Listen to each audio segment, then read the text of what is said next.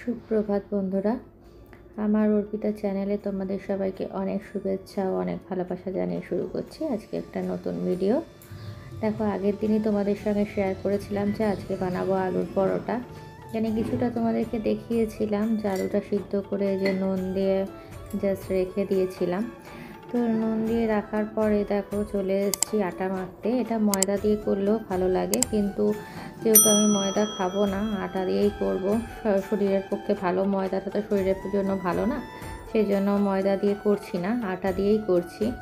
আমি just plane মেখে নিই, তবে আজকে ময়াম দিয়েই মাখবো, আজকে ইচ্ছা করছে। তো সেই জন্যই দেখো প্রথমে একটু তেল দিয়ে নিলাম, যা যা লাগে ময়াম দেওয়ার জন্য তেল দিয়ে দিলাম, তারপরে নুন দিয়ে দিচ্ছি, একটুখানি চিনি দিয়ে দেবো, একটু মিষ্টি মিষ্টি ময়ামটা তো দিতে লাগে, একটু মিষ্টি দিতে লাগে, সেই জন্য অল্প একটুখানি জাস্ট চিনি দিয়ে দিলাম।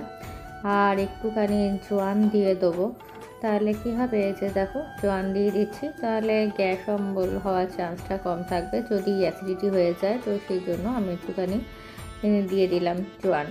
অনেকে কালো জিরা দিয়েও করে, জোয়ানের বদলে কালো জিরা দিয়েও করতে পারো, ভালো লাগে। তবে আজকে আমি একটু জোয়ান দিলাম। দিয়ে দেখো এবারে এটাকে জল দিয়ে মেখে নেবো। ওদিকে আলুটাকে ঠান্ডা হওয়ার জন্য তো মোটামুটি আলুটাকে ম্যাশ করে নুন দিয়ে রেখে দিয়েছি, যে একটু ঠান্ডা হয়ে যাক আলুটা, তারপরে মাখবো সেই জন্য।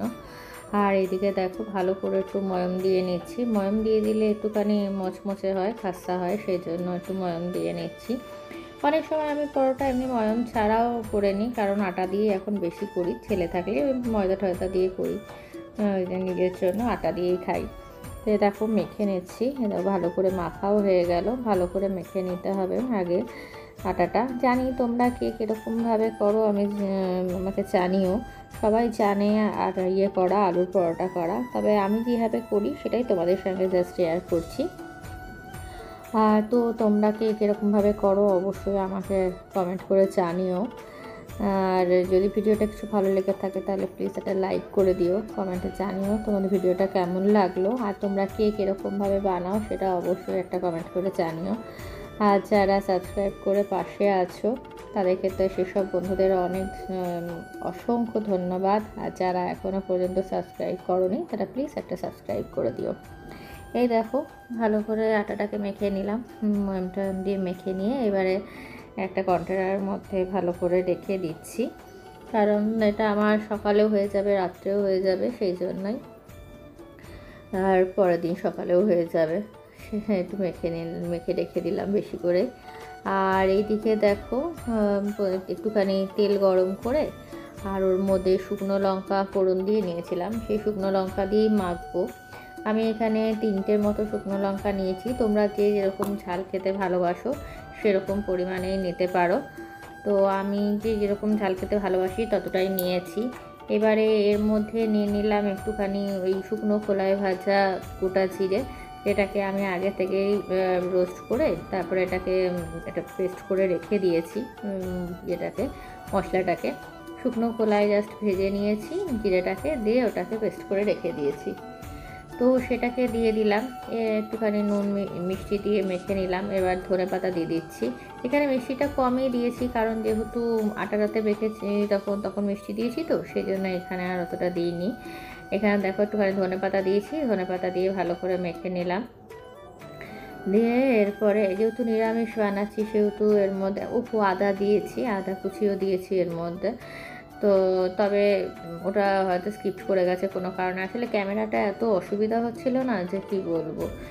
এটা আমি যে অফিসের ফোনটা সেটাতে আমি শ্যুট করেছি, সেই ফোনটা থেকে শ্যুট করা হয়েছে, কারণ আমার ফোনটাতে প্রচণ্ড ডিস্টার্ব করছিল, সেদিন কী হয়েছিল কে জানে, ফোনটা হঠাৎ করে বন্ধ হয়ে গেছিলো।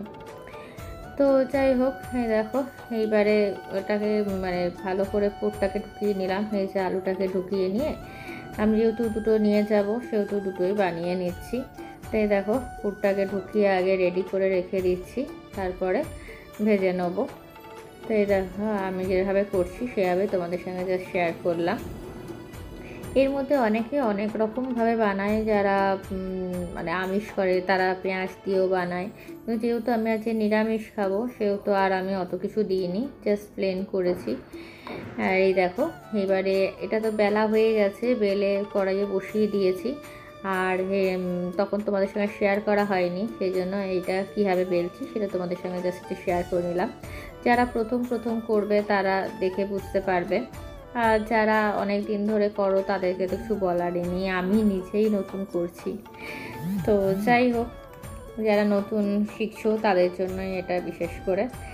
তো এই দেখো, ওটাকে একটুখানি মানে ইয়ে করার জন্য রেখে দিয়েছি কড়াইয়ের মধ্যে, একটু উল্টে নিলাম, দিয়ে এরপরে তেল দিয়ে দিই। বেশি তেল দিয়ে ভাজবো না, অল্প অল্প করে তেল দিয়ে জাস্ট উল্টে পাল্টে ভেজে নেব।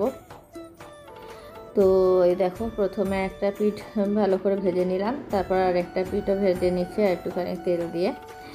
তো তোমরা যারা ঘি দিয়ে ভালোবাসো ঘি দিয়েও করতে পারো, অনেকে বাটার দিয়ে খায়, তা বাটার দিয়েও ভালো লাগে, তবে আমি জাস্ট রিফাইন তেল দিয়েই করছি। তো চলো, এইভাবে আরেকটা যেটা আছে সেইটাকেও করে নিতে হবে। এই দেখো, টিস্যু পেপারের ওপর রাখছি যাতে তেলটা সোপ করে যায়, এত তো তেল খাওয়াটা ভালো নয় শরীরের পক্ষে, সেই জন্য।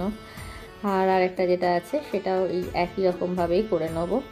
তো চলো, যদি কিছু ভালো লেগে থাকে তাহলে কমেন্টে অবশ্যই জানিও।